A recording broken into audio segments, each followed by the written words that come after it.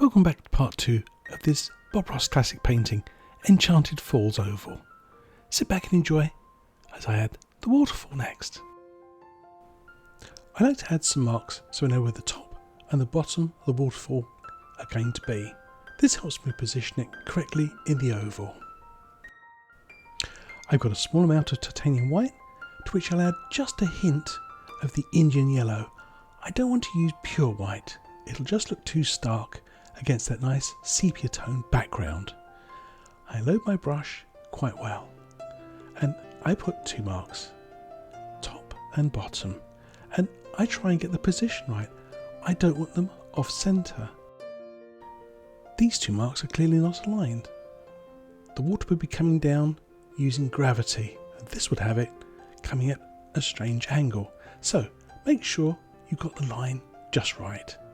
Move that over to the right a little bit, and that way the water will fall straight down. I want to add the suggestion of a little stream or brook in the distance, so I'll start off with some short flat strokes, just zigzagging backwards and forwards to indicate moving water until we get to the edge of the falls, when I can do that downward stroke. As Bob would say, time for your bravery test. Load your brush very well, and you want to do a little across stroke and then down. Let gravity take your hand, don't try and steer it, just let the brush fall naturally. It helps if you're standing square onto your painting, so that your shoulder and your elbow is all in a line with the waterfall. And as you can see, I want a little T shape at the top, so it looks like the water is pouring in from the sides. And then we can add some rocks to hold it all together. I couldn't resist adding in a little extra stroke here, trapping a little dark V shape at the top. I'll pop a little rock in there. So, the finished waterfall. Don't be tempted to go back and play with it though. Just add rocks a little higher than the top of the falls. For those rocks, I'm going to use some of my Christmas brown colour. I use my palette knife to create the top, maybe a little pathway, just higher than the top of the falls. And I use firm pressure to squeeze some paint out. You can see it glistening on the edge. And then I'll use some downward strokes. So I'll just grab the edge of that line of paint there and just pull it down to hold in the side of my falls. And you can see you could add a few lumps and bumps along the way. Here's another nice big rock on the other side. Always make sure these rocks are slightly higher than the falls. Now for some highlights. I take that light coffee brown colour from the background foliage and I marble mix it. A little bit of white, a little bit of yellow ochre, and maybe a touch of Christmas brown as well. Make a nice rough mixture, but don't overblend it. Take a small roll of paint on the edge of your palette knife, just really small, and lightly add some highlights to the top of this rock. And just let the knife bounce and run and jump and leave just a little trace of colour. There we go. It should stick easily to that Christmas brown colour. It's quite firm and dark. And again, just grab that edge and drag it down. Save some dark though. Don't make it all too bright. The face of these rocks really should be in the shadows, so you want just a hint of highlight.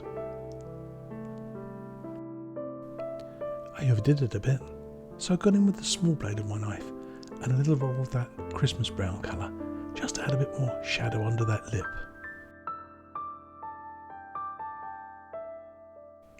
I want to mix a slightly brighter colour to sit on top of those rocks at the top of the falls. White, Indian yellow, a hint of ochre, a light gold colour, and don't forget, push your brush up to load just the corner. These little bushes will sit just above those rocks. There's a little bit of a dark area I left, so just squeeze them in here, but don't cut all those lovely dark bushes behind. They act as contrast and help separate the background from the foreground of your painting. Dark is your friend, so save some. I'll add a few little bright bushes on the right as well. Again, vary the degree of brightness. Don't overdo it. It's so tempting to put in a real sparkler at this stage. I've added some little dark underpaintings for some foliage, but I want to put in some splash and crash next.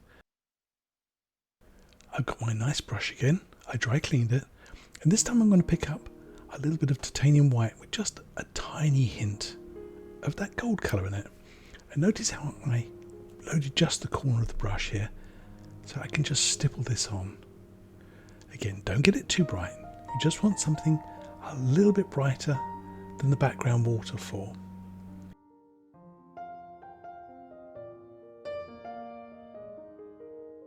I've made it a bit bigger than I need it. The excess below this line I'll turn into a nice reflection into the pool below. As you can see, it's a little higher in the centre and lower at the sides. It sort of takes your eye to the back of the painting. Now, press firmly, grab that little bit of excess paint and pull straight down. Don't worry about that little black line. I'll fix that in a minute. Now, a reflection should be a mirror image, so the brightest part should really be at the bottom of the oval. I've put a little bit of extra light colour on my brush and I'll just pull it up.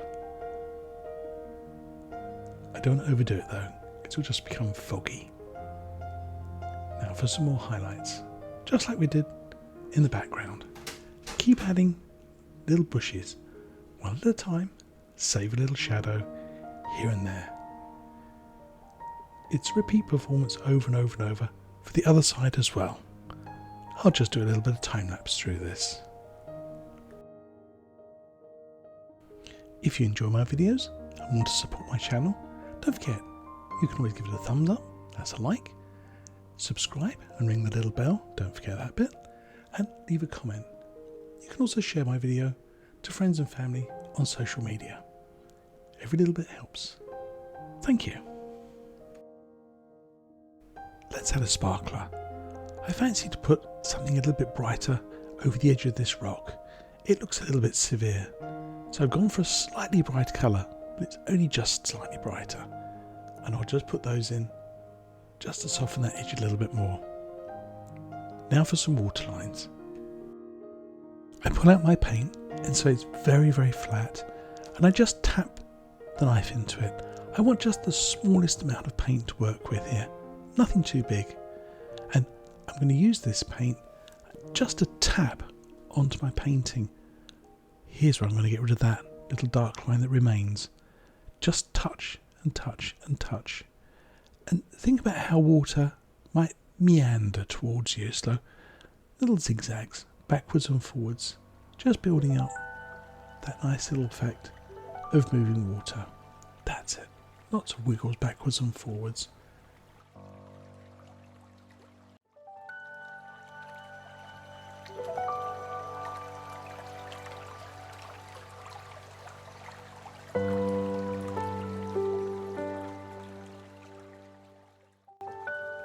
Time for some finishing touches. I've got a little bottle of odorless thinners and my liner brush.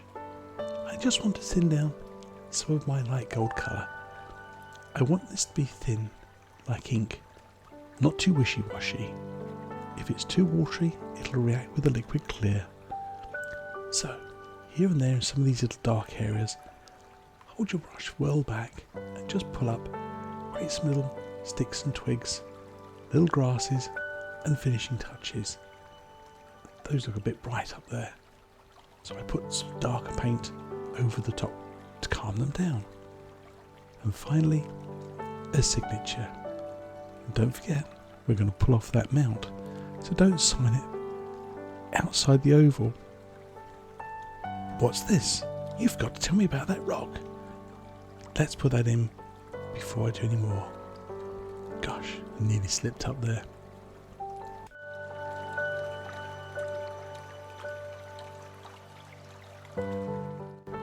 Now for the big reveal. Time to pull off that mount.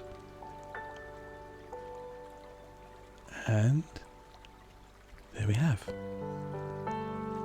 Enchanted Falls, painted in an oval. Now paint your version of this lovely painting, but in the meantime, there's another smashing video coming along. So don't start painting until after you've watched this. Happy painting, people.